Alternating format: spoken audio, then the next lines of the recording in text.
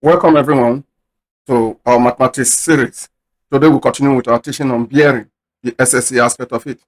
We are taking the subtitle, Types of Bearing. Any given bearing angle is represented in two ways, namely compass bearing, that is cardinal points, to three-digit bearing. Starting with compass bearing, which is cardinal points, this concept is based on cardinal points as can be obtained in any standard compass, such as shown below. Based on diagram 1, the starting point will follow from the north or south, which are measured to either east or west. You will agree with the assertion that from north to east or north to west, we can only cover 0 and 90 degrees. The same apply to south or the same apply to southeast or southwest. Next, we have some examples of compass bearing. One is north 30-degree east, 2 is north 15-degree west, 3 is south 50-degree east, and 4 is south 55-degree west. Now, the examples, the diagram that represent each one, like in the case of north 30-degree east, you can see the arrow starting from north and pointing towards east. And the diagram was though sketched, but care is taken to reflect that we are dealing with 30 degrees. Then in the case of number 2, where you have north 15-degree west, the arrow is pointing from north towards west this time around, but showing 15 degrees. Though we are sketching, but care must be taken not to overdrive the angle in such a way that it will be showing something far above 15 degrees. Now, number 3, which is south 50-degree east. You can see the arrow starting from south, heading towards east, but it's showing 50 degrees. In example 4, where you have south 55-degree west, the arrow is starting from south, but pointing towards west. Please take note of how this is done. The arrow direction shows where your cardinal points are. Next, we treat three-digit bearing. This type of bearing bases its starting point from the north only, then moves in a clockwise direction. The movement is between 0 degree and 360 degrees.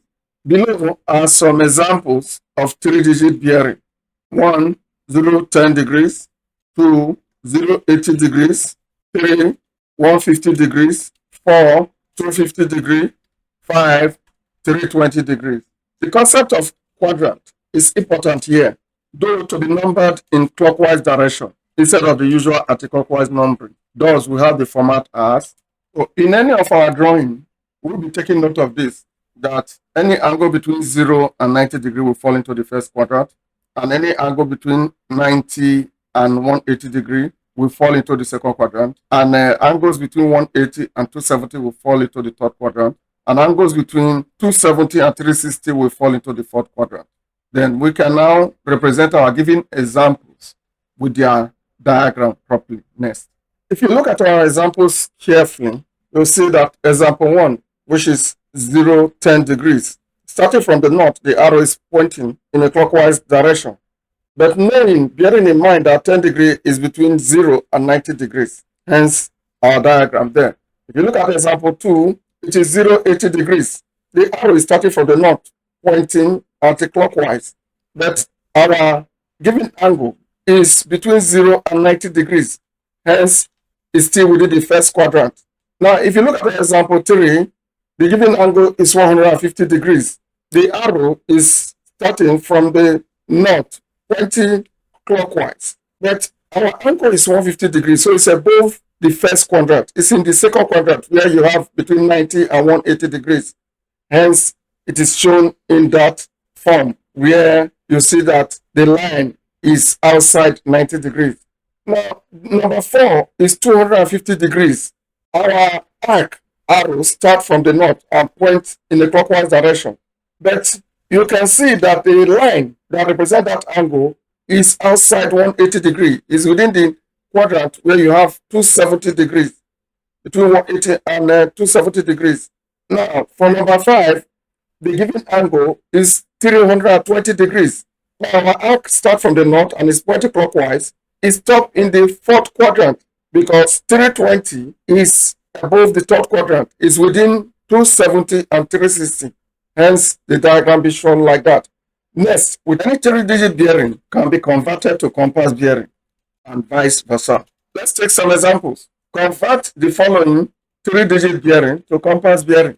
Our first example, which is 0, 30 degree, being converted from three-digit bearing to compass bearing. If you look at the diagram, from our first example, we are converting 0, 30 degree digit bearing to compass bearing. And if you look at the diagram very well, 0, 30 degree represented in three-digit bearing is movement from the north that represented there. But the equivalent in compass bearing is represented as north 30 degree east.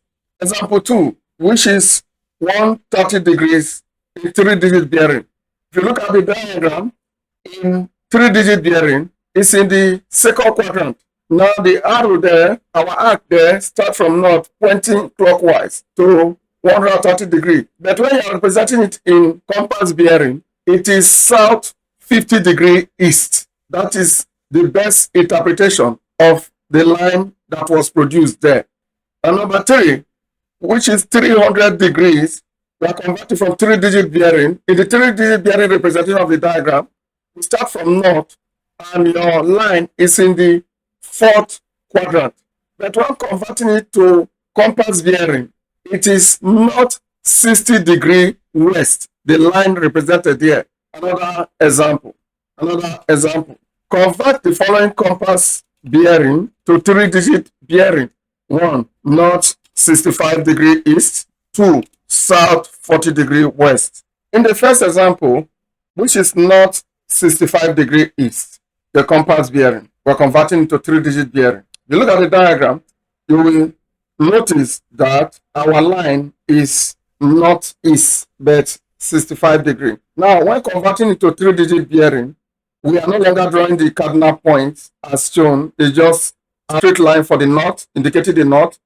Then the line where which shows our 65 degrees with our arrow pointing clockwise.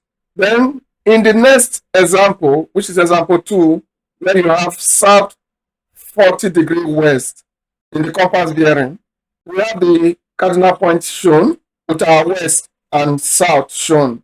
And 40 degree southwest is as indicated here. But converting it to three-digit bearing, the arrow will start from the north, only the north line that is required in three-digit bearing. Then with your point where it will end, the arc starts from north, pointing clockwise to 220. And 220 is above the second quadrant. It's in the third quadrant. Hence, you see how we indicated it that 40 plus 180 degree, because 180 degrees is within the second quadrant. But our given angle there, 220, it crosses it. Another example. Express the true bearing of 250 degrees as a compass bearing. The options are given.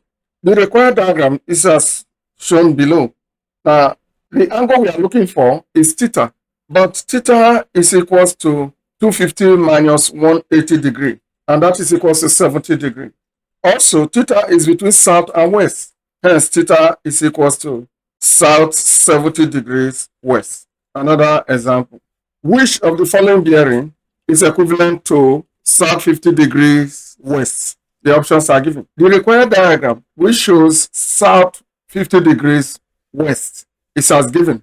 Now, changing that to three-digit bearing, we have 50 plus 180 degrees. The 50 is gotten from your southwest 50 degree. Then the 180 is a straight line on the right-hand side of the diagram, which all must be included in the three-digit bearing. And the result is 230 degrees. We've come to the end of the examples under this topic that we treated today. Next, we have some exercises, which we advise that you try your hands on them. Our teaching today was taken from Hidden Fact in SSCE Mathematics, page 226 through 227, up to 228. The answers to the exercises are in the hard copy of the book that are available in bookshop, or you try them in our soft copies with the website address at the bottom of the screen. Thank you.